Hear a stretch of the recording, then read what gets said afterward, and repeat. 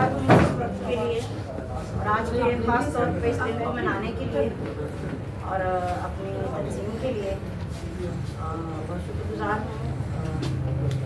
जावेद आफ्ताब बहुत मेहनत से काम कर रहे हैं और आज जितने लोग यहाँ नज़र आ रहे हैं अल्लाह के शुक्र के सब मौजूद हैं और ख़वातीन की बातें सुन रहे हैं और ख़वातीन की बातें हैं वो मर्दों को ही सुननी चाहिए क्योंकि ये उन्हीं के लिए की जा रही हैं। हम औरतें तो आपस में बहुत कुछ करती रहती हैं, कोई मसला नहीं। तो ये जितनी औरतें यहाँ बैठी हुई हैं ये अगर पूरे एतमाद हैं तो उनको एतमाद देने वाले वालिदैन हैं, बहन भाई हैं, रिश्तेदार हैं। अगर वो औरत की कमज़ोरी की बातें अगर कमज़ोरी करते रहें, कहते रहें तो वो कभी भी इस तरह दिलेरी से यहाँ बैठ के बात नहीं कर सकती। आपने देखी हैं औरतें हमारे मतलब एकदम किसी से कोई बात करे तो वो घबरा जाती हैं, बात नहीं करी। इवन मार्केट में जाके देखिए आप, वो डर जाती है कि पता नहीं हमारे साथ क्या होने वाला है। तो एतमाद से बात करने वाली को एतमाद उसकी फैमिली से मिलता है, घर से मिलता है। क्योंकि मैं जानती हूँ कि हम गांव में रहते थे जब मतलब मैं छोटी थी, तो मेरी वालदा टीचर, मेरे वालिद भी जॉब करते थे आर्मी में। तो पढ़े लिखे लोग थे, उन्होंने एतमाद दिया। उस ज़माने में देहातों में मतलब सोचा नहीं जा सकता कि औरतें सारा दिन मतलब घरों के काम करती और बर्तन मांजती और फैमिली को चलाती और खेतों में काम करती हैं। तो पढ़े लिखे लोगों में एतमाद की जो बात है, फिर उसी एतमाद ने मुझे यहाँ लाहौर भी पहुँचाया और जब मेरी शादी हुई फिर मेरे शौहर ने मुझ पर भरपूर एतमाद किया और उसी एतमाद का नतीजा का आज वो यहाँ बैठे हुए हैं और मेरा साथ देते हैं हर बात में।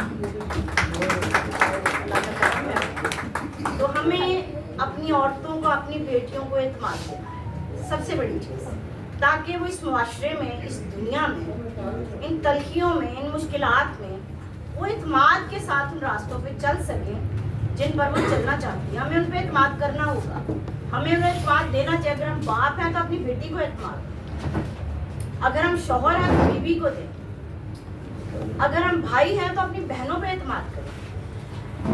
ये नहीं कि नहीं बाहर ना निकलो, पता नहीं तुम्हारे साथ क्या हो जाएगा। अगर आप एतमाद देंगे, उसमें जरूरत होगी, दिलेरी होगी, तो दुनिया की ऐसी की तैसी, दुनिया उलट के रख देती है। तो बहुत अच्छी खूबसूरत बातें हुई हैं। बस मैं तो छोटी सी एक नज़्म की सूरत छोटा सा कुछ लिखा था, वो मैं मुशायरे में मैं गज़ल सुना।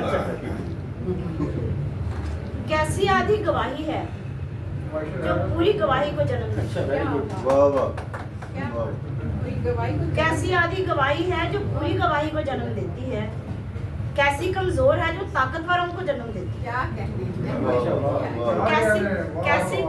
कैसी कमजोर है जो ताकतवरों को जन्म देती है। कैसी तन्हा है कि एक कुंबे को पालती और परवरिश करती है। खुद दर्द सहती है, दूसरों को दर्द से आजाद रखती है। मुफ्त की मुलाजिम भी है, ढेरों मुलाजमों के करने के काम अकेली करती है, फिर भी जुल्म सहती है। मर्दों के मुआशरे में उसे नाक़िस-उल अक़ल का तौक़ पहनाया जाता है। औरत जिससे दुनिया बनी और चलती है और चलती चली जाती है। गन्नम पीसती, रोटियां पकाती, सब्जियां उगाती, खेतों में काम करती, जानवर संभालती, सारे घराने को पालती।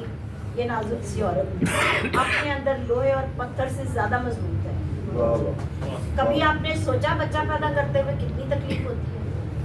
206 हड्डियां टूटने जितनी तकलीफ तो ये नाजुक सी औरत सहती है। मर्द इसके बारे में सोच भी नहीं सकते। तो इतनी मजबूत औरत को आप बांध के घरों में पर्दे में कैद करके कैसे रख सकते हैं। उसे एतमाद दें ताकि वो बाहर निकले और अपना इजहार करे जैसे हम कर रहे हैं। औरत आधी अधूरी नहीं है, पूरी है।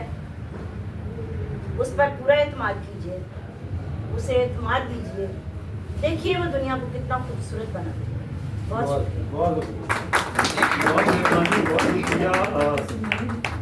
ज़बरदस्त गुफ्तगू। अपने अपने हिसाब से सारी ख़वातीन अपना अपना हिस्सा डाल रहे हैं और मर्दों ने भी अपना अपना हिस्सा डाला। ऐसी बात हम माइनस नहीं कर सकते या उनको इनकी गुफ्तगू को हम ये नहीं कर सकते, लेकिन सफ़र जारी रहेगा। और अब सफ़र के जो सिर्फ